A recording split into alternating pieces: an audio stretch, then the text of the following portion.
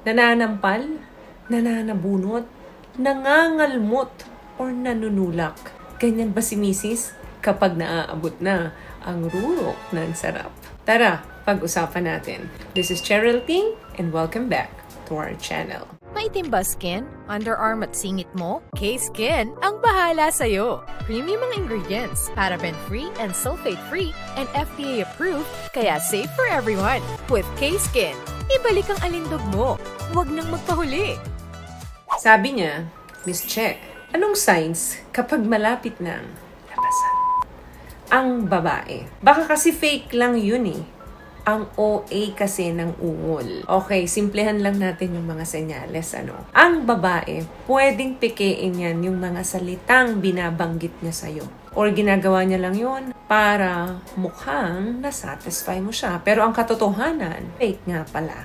Pero ang body language ng isang babae, hindi niya maikakaila na talagang nakaabot siya dun sa pinaka-climax. May mga involuntary or intense physical signal kang mapapansin dyan. Meaning, ginagawa ng katawan niya na hindi niya na namamalayan. Number 1, naninigas ang legs or ang mga daliri niya sa paa kapag siya ay nagbibigo na. Dahil yan sa pagtaas or pag-increase ng muscular tension ng isang babae. Nagkakaroon ng panginginig at ng contraction doon sa kanyang pelvic muscles. Pangalawa, nagbabago ang facial expressions ng babae. Commonly include yung pagtirik ng kanyang mata.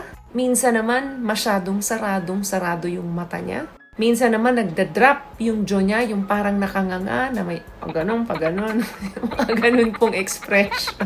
Napapakunot yung noo ng ganito. Nagmumukhang zombie or addict yung babae kapag nandun na siya sa rurok ng sarap. Yan po yung senyales na nasasarapan talaga siya. Nawawala yung control niya sa kanyang itsura. Pero marami rin namang mga kababaihan na simple lang kapag sila ay nasasarapan. Another thing, muscular tension and movement. Ano ito? Madalas mapapansin mo yung kanyang pelvic muscles. Yung banda doon sa balakang niya. Nagko-contract yan rhythmically. Naninigas, then maglulusen. Then titigas, magta-tight uli, then maglulusen uli. Sa kadahilan ng nag-i-increase po yung blood flow doon sa area na yon. Kaya minsan napakalikot ng katawan ng babae, especially doon sa lower part niya. Dahil nandun yung pinaka-tensyonado at pinaka-masarap once na sila ay nasa big O na. Another thing, tinutulak ka, papalayo. Yun ay flexes lamang ng mga kamay naming mga babae. Dahil sa sobrang sarap, hindi namin alam kung papalapitin namin kayo or itutulak namin kayo papalayo. Ibig sabihin lang nun, the more na tinutulak ka niya papalayo, huwag mong tigilan yung ginagawa mo. Lalo mong isubsob kung ano yung nakasubsob mo sa kanya para huwag tumigil yung sarap na nararamdaman ng isang babae. Tuloy-tuloy na maramdaman niya yon. Hanggang sa magmultiple, big O siya. Huwag lang yung tipong nasasaktan siya. Sinasabi niya ng masakit nga, pero tuloy-tuloy ka pa rin. Kasi baka nga naman, totoong nasasaktan siya. Another thing, kung tinutulak ka niya papalayo, may mga babae namang hinahata ka lalo papalapit. Senyales yun na huwag kang tumigil. Sige pa, sige pa, sige pa. Then, sasabayan niya ng salitang, please don't stop. Anong mararamdaman mo? Diba? Mas lalo kang manggigigil. What I love about this product, itong No More Dark Secret ng K-Skin, bukod sa may advanced whitening na siya na kung saan pwede niyang matulungan na pumuti yung mga singit-singit mo, moisturizing, meron siyang anti-irritation, antibacterial, maintain healthy pH level. Hindi lang pambabae, meron din po tayong pang-lalaki. Another thing, nangangalmot sa likod. Yes, isa pong senyales siya na tunay na nasasarapan ng isang babae. Hindi niya ito sadya.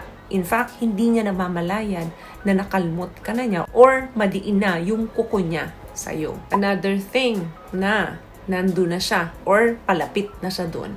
malupit na yan magmura. May mga babae po talagang nagmumura at first time nyo lang minsan maririnig sa kanila dahil hindi naman yan mga palamura. Dahil yun, hindi niya alam kung ano yung tamang words na gagamitin niya dahil sa sobrang sarap nung nararamdaman niya. Pakiramdam ng mga babaeng nagmumura or minumura nila yung mga kapartner nila habang sarap na sarap sila is slave nila yung mga partner nila nung moment na yon. Another thing, nananabunot.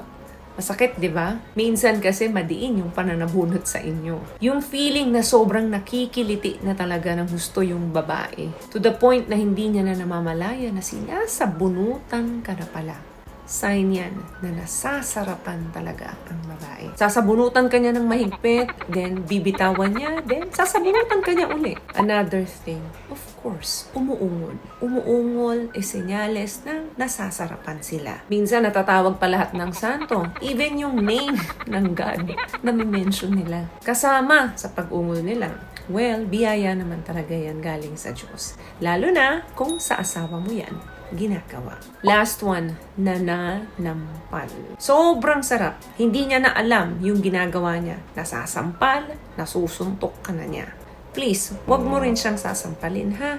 Yan po ay involuntary, meaning hindi niya na alam, hindi niya sinasadya. And intense physical signals na talagang nasasarapan siya at naaabot niya talaga yung ruro ng tagumpay. Minsan nga, di ba, nababali pa yung likod niya, nabibend niya, alam mong hindi niya kaya yun kapag hindi siya nasasarapan. Pero sa oras na nandun siya sa sarap na yun, nabibend niya ng gusto yung katawan niya. So yung mga senyalis na po na yan ay hindi na minsan alam ng babae. Basta, ang alam lang namin, masarap at kailangan namin i-express yun sa pamamagitan ng aming body language. So, may nakuha ka bang tips sa mga napag-usapan natin ngayon? At kung nagustuhan mong ating video, please give it a thumbs up, comment down below. Thank you for subscribing.